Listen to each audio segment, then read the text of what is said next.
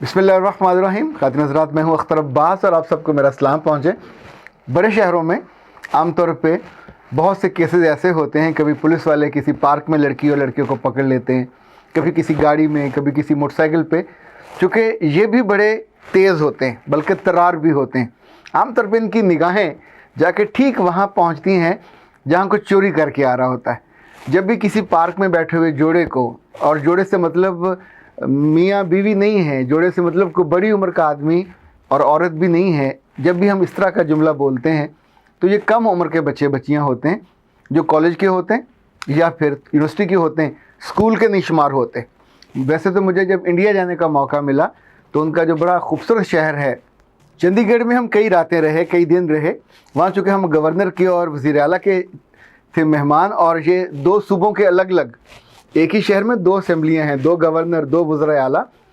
तो हुआ ये कि एक रोज़ हम सुबह सुबह उनकी एक बहुत ही खूबसूरत, यानी ऐसी जगह उन्होंने बनाई हुई है जो शीशों से उसको डेकोरेट किया। It's a art gallery, unique किस्म की, बहुत बड़ी है और ज़रा ओपन है।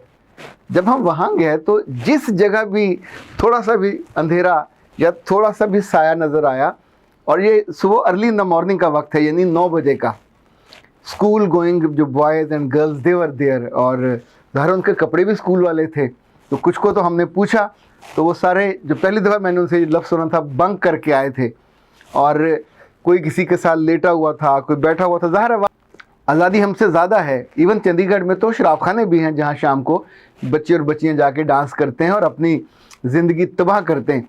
ओके, जो बात मैं बताना चाह रहा था कि जब भी ऐसे केस में कोई लड़का या लड़की पकड़े जाते हैं, पार्क में, क्लासरूम में, किसी भी जगह, तो जो पहला जवाब होता है वो लड़के की तरफ से नहीं आता, वो लड़की की तरफ से आता है, और कहती है कि मेरी अम्मी इनको जानती हैं, मैंने अपनी अम्मी से मिलवाया हुआ है, ये हमारे कज़न हैं, ये हमारे फैमिली फ्रेंड हैं, ये मेरे मंगेतर होने वाले हैं। यानी वो जितनी बातें कर रही होती है वो जानती होती है कुछ झूठ है, और सामने सुनने वाला भी जानता होता है कि ये फिल इन दी ब्लैंक्स हो रहा है। तो वहाँ से उस लड़की की जो क्रेडिबिलिटी है वो ज़ीरो हो जाती है। अगर कभी पुलिस दोनों ख़ानदानों को बुला ले तो दोनों ख़ानदान कभी एक दूसरे को फैमिली फ्रेंड्स मानने पे तैयार नहीं होते। वो लड़का बिल्कुल चुपीकू बन के उस लम्हे आंखें नीची करके खड़ा होता है और अपनी जेबों में पैसे ढूंढ रहा होता है, कोई रिश्वत दे के इस मौके से बच जाए। मुशर्रफ साहब का अल्लाह भला करे, वैसे ऐसे लोगों का भला होता नहीं है। इन्होंने पहली दफ़ा इस तरह की जितनी हरकतें थी उनको लीगलाइज़ कर दिया, पुलिस को रोक दिया कि उनको ना पकड़ा जाए। पार्कों में बच्चे बैठे हुए हों, ख़वातीन हज़रात बैठे हों, इवन घरों के अंदर जैसे बहुत से लोग गुनाह के काम करते हैं उनसे भी रोक दिया, कानूनी तौर पर उनको एक तहफ़्फ़ुज़ दे दिया। वरना हर सोसाइटी अपने नई नस्ल को बेराह रवी उसे कहते हैं जिसमें उसका किरदार तबाह हो जाता है, ज़िंदगी तबाह हो जाती है। ये बहुत अच्छा लगता है, ये ऐसे मोमेंट्स होते हैं। पाबंदी का हर काम अच्छा लगता है, जिसमें पाबंदी लगाई हो, रब ने लगाई हो, पाबंदी तोड़ने में अच्छा लगता है। रसूल ने लगाई हो, मुआशरे ने लगाई हो, मुल्क ने लगाई हो, याद रखिएगा हर पाबंदी को तोड़ने की सज़ा होती है, इस पर तंबीह नहीं होती। कानून की पाबंदी तोड़ें तो कानून सज़ा देता है, माली भी देता है, जिस्मानी भी देता है, और कहीं कैद की सज़ा भी देता है। अल्लाह के यहाँ जो सज़ा है इन हदों को तोड़ने की वो बहुत ज़्यादा है, हमारी तवक्को से ज़्यादा। आप सोचिए कि अगर कोई लड़का या लड़की जिनसी तलज़्ज़ुज़ या जिनसी लज़्ज़त के लिए नाजायज़ ताल्लुकात बनाए और वो काम करे जो सोसाइटी इजाज़त नहीं देती, जिसके लिए मुआशरा इजाज़त नहीं देता, जिसके लिए अल्लाह और उसके बताए जो कानून हैं वो मौजूद हैं, जब भी आप उसी प्रोसेस के लिए फैमिली की रजामंदी हो जाए तो 400 बंदा मिल के उस बच्ची को रुखसत करता है, उसी प्रोसेस के लिए रुखसत कर रहा होता है। पर यहाँ उनकी ब्लेसिंग साथ होती है, दुआएं साथ होती हैं, कुरान पाक से नीचे से गुजार के भेजा जाता है, उसे उस ख़ानदान में बसने की दुआ दी जाती है, उस लड़के के दिल में बसने की दुआ दी जाती है, औलाद की दुआ दी जाती है कि तुम साहिब औलाद बनो और उस ख़ानदान को आगे लेके चलो। वो सारी चीज़ें, वो सारी ख्वाहिशें बिल्कुल जायज़ हो जाती हैं जब उसके साथ ख़ानदान खड़े हो जाते। जब भी कोई अकेला अपनी मर्ज़ी को करना चाहेगा तो पुलिस भी पकड़ेगी, कानून हो या ना हो, पुलिस उस लम्हे उनको ब्लैकमेल भी करेगी, उनको तंग भी करेगी, उनको शर्मिंदा भी करेगी, समटाइम उनको धमकाएगी भी। कभी कभी तो इससे भी आगे होता है कि ये बच्चियां रेप हो जाती हैं اور اس لمحے وہ جو ساتھ والا بدبخت ہے جس کی وجہ سے یہ معاملہ ہوا ہوتا ہے وہ اس کو روک بھی نہیں پاتا، اور ایسی بچیاں ساری عمر کے لیے ذہنی مریض بن کے رہ جاتی ہیں۔ ایسے کیس آف اینڈ آن ہوتے رہتے۔ آج جس موضوع پہ ہم بات کنکلوڈ کرنے والے ہیں وہ یہ ہے کہ جب بھی کوئی لڑکی یہ کہے کہ میں نے اپنی امی سے اس کو ملوایا ہوا ہے تو اس کا مطلب کیا ہوتا ہے۔ یہ جملہ کلاس میں بھی ہو سکتا ہے، یہ جملہ دوستوں کے اندر بھی ہو سکتا ہے، یہ جملہ اپنے دل کو بہلانے کے لیے بھی ہو سکتا ہے۔ اس کی اہمیت کیا ہے، اس کی وقت کیا ہے اور اس کی وسعت کیا ہے، اس پہ ہم بات کریں گے، لیکن اس سے پہلے تھوڑی سی آپ کے کومنٹس لے لیتے ہیں۔ اور یہ ہیں جی شمائلہ سراج، وہ کہتی ہیں سر مجھے آپ سے یہ پوچھنا ہے کہ زندگی تو گزر جاتی ہے پر جو بات ہم کو سمجھ نہیں آتی وہ یہ ہے کہ کون سی بات کہاں کرنی ہوتی ہے۔ بیٹا اسی چیز کو کامن سینس کہتے ہیں، اور common sense not very common, یہ محاورہ اسی لیے بنا ہے۔ انفیکٹ جب بھی ہم لوگوں کو، عقل مندوں کو دیکھتے ہیں تو بھی دانش سیکھتے ہیں، اور جب ہم احمقوں کو دیکھتے ہیں تو زیادہ دانش سیکھتے ہیں۔ آپ نے اپنے خاندانوں میں اپنی بہنوں کو دیکھا ہوگا، سم ٹائم بھابھیوں کو دیکھا ہوتا کہ 10 لوگ بیٹھے ہوئے ہیں، پورا خاندان کسی مرگ پہ، سوگ پہ، شادی پہ، بیاہ پہ، وہاں وہ ایسی بات کہہ دیتی ہیں جو وہاں نہیں کرنے والی ہوتی۔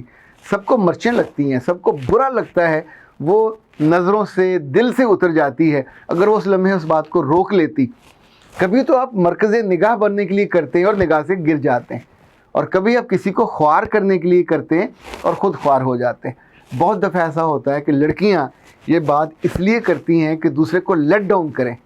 اگر آپ کے دل میں سچائی ہے اور آپ کے دل میں خوبصورتی ہے تو کبھی ایسا نہیں ہوگا کہ آپ کسی ایسی محفل میں، دوستوں میں، گروپ میں کوئی ایسی بات کہہ دو جس پہ آپ کو شرمندہ ہونا پڑے، بعد میں لفظ واپس لینے پڑیں اور پھر آپ کو وضاحتیں کرنی پڑے۔ اصل میں میرا مقصد یہ نہیں تھا۔ یہ یاد رکھیے گا، بہت سے پولیٹیشین بھی صحافیوں کو دیکھ کے حالت جنون میں آ جاتے ہیں۔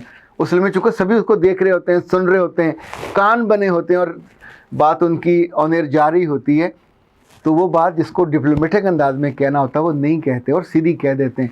پھر بعد میں جب اس پہ شور مچتا ہے پھر تردیدیں کرتے پھرتے ہیں کہ یہ میرا مطلب تو نہیں تھا، میں اصل میں یہ نہیں کہنا چاہتا تھا، میری بات کو جو سمجھا نہیں گیا۔